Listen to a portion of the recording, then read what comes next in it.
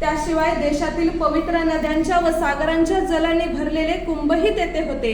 महावेदीवर अग्नी व ग्रह यांची प्रतिष्ठापना करून वेदमंत्राच्या घोषात होमहवन झाले. त्यानंतर महाराजांनी समंत्र स्नान व त्यानंतर पंचामृत स्नान केले. शुक्ल वस्त्र परिधान केल्यानंतर वेदीवरील आसंदीवर विधीपूर्वक आरोहण केले. नंतर अग्निपूजा केल्यावर महाराज अभिषेक शाळेत गेले. अभिषेक व सिंहासनरोहण असे राज्याभिषेकाचे 2 प्रमुख विधी होते. आता अभिषेक शाळेत अभिषेकाला सुरुवात होणार होती. अभिषेक शाळेत सोन्याचे आसन तयार केले होते. त्या आसनावर महाराज, सोयराबाई व युवराज संभाजीराजे यांनी आरोहण केले. यावेळी अष्टदिशांना महाराजांचे अष्टप्रधान उभे राहिले होते. पूर्वेला पंतप्रधान मोरोपंत तुपाने भरलेला सोन्याचा कलश घेऊन उभे होते. आग्नेयेस अण्णाजी पंत सचित्र छत्र घेऊन उभे होते.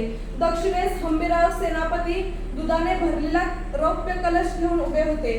पश्चिमेत रामचंद्र पंत अमात्य दर्याने भरलेला ताम्रकलश घेऊन व वायव्येस दत्ताजी पंत मंत्री मोर्चेल घेऊन उभे होते. याशिवाय अनेक अधिकाऱ्यांच्या हाती पवित्र नद्यांच्या जलाने भरलेले कलश होते.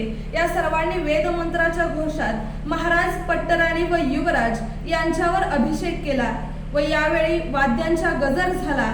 16 ब्राह्मण सुवासिनींनी महाराजांच्या सोन्याच्या पंचारत्या केल्या. यानंतर पुन्हा स्नान करून कलशाच्या परातीतील तुपात आपले मुख पाहिले.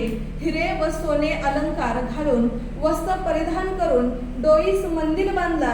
त्यानंतर त्यांनी तलवार, ढाल, धनुष्य, बाण व रथ यांची पूजा केली. सत्पुरुष मातोश्री जिजाबाई व इतर वडीलधारी मंडळी, गागा भट्ट व इतर पंडित यांना नमस्कार करून त्यांच्यासह महाराज राज्यसभेत सिंहासनारूढ व्हावयास निघाले. राज्यसभेचे दालन अत्यंत सुशोभित करण्यात आले होते. राज्यारोहणासाठी अत्यंत मौल्यवान असे सिंहासन महाराजांनी तयार केले होते. त्यांच्या 8 दिशांना 8 रत्नजडित स्तंभ होते. राज्याभिषेकाच्या वेळी महाराजांच्या मस्तकावर धरावयाचे छत्र, जाळावयाचे मोतिलक झालरीचे होते. सभासद म्हणतो की महाराजांनी 32 मन सोन्याचे हे सिंहासन तयार करून कोशातील मौल्यवान रत्ने त्यामध्ये जडवली होती. सर जगन्नाथ सरकार म्हणतात 32 मन म्हणजे 14 लक्ष रुपयांचे सोने. रत्नांची किंमतच निराळी. त्याशिवाय हे सिंहासन तयार करीत असताना दिल्लीचे मयूर सिंहासन शिवाजीच्या दृष्टीपुढे असावे. राजरोहणाच्या प्रसंगी हजर असलेला ॲक्सिडंट हा इंग्रज वकील राज्यसभेचे वर्णन करताना म्हणतो, सिंहासनाच्या दोन्ही बाजूंना सुवर्णांकित भाल्याच्या टोकावर अनेक अधिकारदर्शक व राज्यसत्तेची चिन्हे असल्याचे आम्ही पाहिले. उजव्या हाताला 2 मोठमोठ्या दातांच्या मत्स्यांची सुवर्णांची शिरे होती. डाव्या हाताला अनेक अश्वपुच्छे व एक मौल्यवान भाल्याच्या टोकावर समपातळीत लोंबणारी सोन्याची तराजू पारडी न्यायचिन्ह म्हणून तळपत होती. याशिवाय सभागृहाच्या भिंती सुलक्षणी चिन्हांच्या व चित्रांनी सुशोभित करण्यात आल्या होत्या. मोत्याच्या झालरी छत शृंगारला होता. सभागृहाच्या प्रवेशद्वारी 2 शुभलक्षणी हत्ती सुवर्णालंकारांसह उभे होते. ब्राह्मण, पंडित, अष्टप्रधान, चिटणीस यांसह महाराजांनी सभागृहात शुभवेळी प्रवेश केला. सिंहासनाजवळ येताच त्यांनी वंदन करून त्यास पायाचा स्पर्श न करता वेदमंत्राचा घोष चालू असतानाच महाराजांनी सिंहासनावर आरोहण केले. युवराज संभाजीराजे, गागा भट्ट व पंतप्रधान मोरोपंत हे सिंहासनाच्या खालच्या पायरीवर आसनस्थ झाले. इतर प्रधान, राज्यातील अधिकारी, निमंत्रित मंडळी, ब्राह्मण, पंडित वगैरे त्यांना नेमून दिलेल्या जागी उभे होते. मातोश्री जिजाबाईंच्या समोर हा सोहळा होता.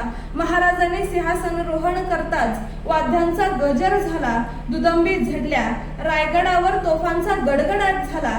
त्याबरोबर स्वराज्यातील सर्व किल्ल्यांवरून तोफा कडाडू लागल्या. त्यांनी दशदिशांना गर्जून सांगितले, मराठ्यांचा राजा सिंहासनावर बसला. सिंहासनारोहणानंतर 16 सुवासिनींनी व 16 कुमारिकांनी महाराजांना सोन्याच्या तबकातून पंचारती केली। त्यानंतर गागाभट्टांनी मोत्याचा तुरावर लावलेला भरजरी राजमुकुट हातात घेऊन तो स्वहस्ताने महाराजांच्या मस्तकावर ठेवला व मोत्यांनी भरलेली झालर लावली। रत्नजडित राजछत्र महाराजांच्या मस्तकावर धारण करून उच्च स्वरात शिवाजी महाराज हे छत्र सिंहासनाधीश्वर व संस्कारयुक्त राजे झाले असे घोषित केले। यानंतर गागाभट्ट व इतर ब्राह्मणांनी महाराजांना शुभाशीर्वाद दिला।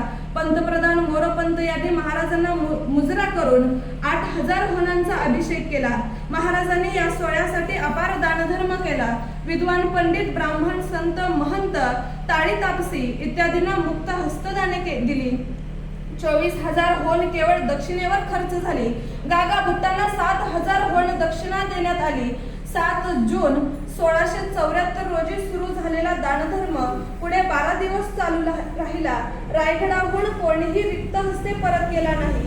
या समारंभात सभासदाच्या म्हणण्याप्रमाणे 1,42,00,000 होण खर्च आला, तर जगन्नाथ सरकारांच्या मते एकंदर खर्च सुमारे 10 लाख आला असावा।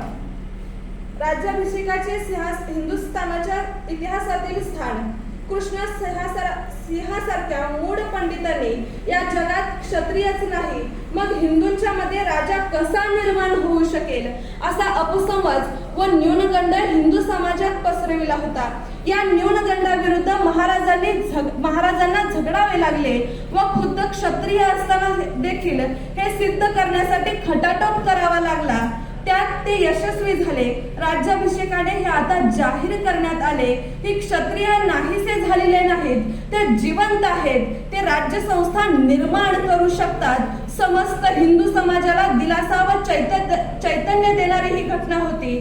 सर्व हिंदुस्थानावर इस्लामी वर्चस्व निर्माण झालेले असताना त्याविरुद्ध महाराजांनी बंडाचा झेंडा उभारला आणि तो सर्व जुगारून देण्यात ते यशस्वी झाले।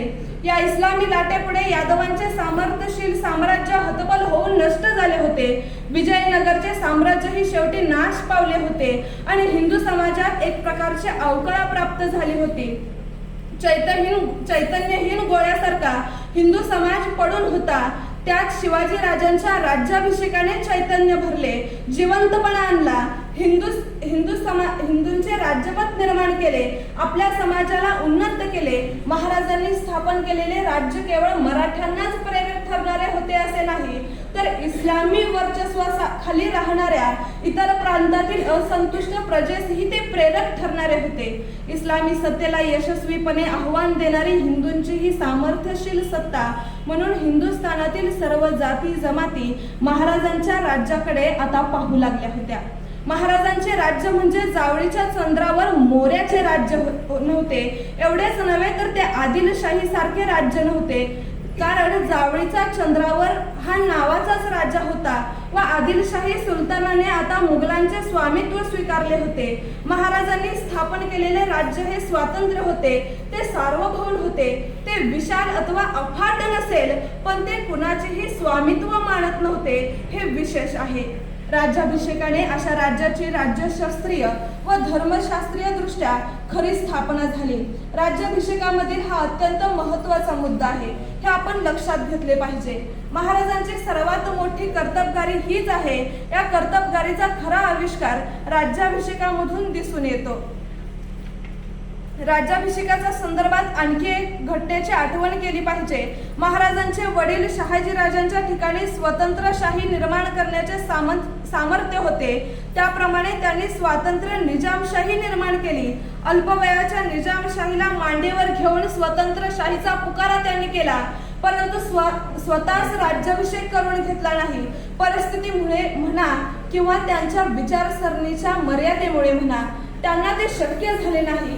महाराजांचे कार्य यापुढचे आहे, त्यांनी शाही निर्माण केली, पण स्वतःची शाही निर्माण केली, दुसऱ्याच्या परक्याच्या नाही। राज्याभिषेकाचे हे खरे महत्त्व आहे। राज्याभिषेकाने महाराजांच्या स्वराज्य निर्मितीच्या कार्यावर कळस चढवला गेला। घटनात्मक दृष्ट्या खऱ्या अर्थाने स्वातंत्र्य सार्वभौम स्वराज्य निर्माण होण्यासाठी त्याची घटना तयार झाली। अष्टप्रधान मंडळ हे या घटनेचे मुख्य अंग होते। अष्टप्रधानांपैकी काहीच्या नेमणुका यापूर्वीच झाल्या असल्या तरी आता त्या संस्कृत नावानिशी राज्याचे एक अंग म्हणून स्थिर झाल्या. महाराजांनी पेशव्यास पंतप्रधान, मुजुमदारास अमात्य अशी संस्कृत नावे देऊन फारसी भाषेचे अतिक्रमण नष्ट करण्याचा प्रयत्न केला. खुद्द स्वतःसाठी विक्रमादित्य अशा प्रकारचे बिरुद न घेता ते छत्रपती असे घेतले. याचा अर्थ छत्र धारण करणारा राजा. या छत्राखाली सर्व प्रजेला न्यायाने व धर्माने वागवले जाईल. तिचे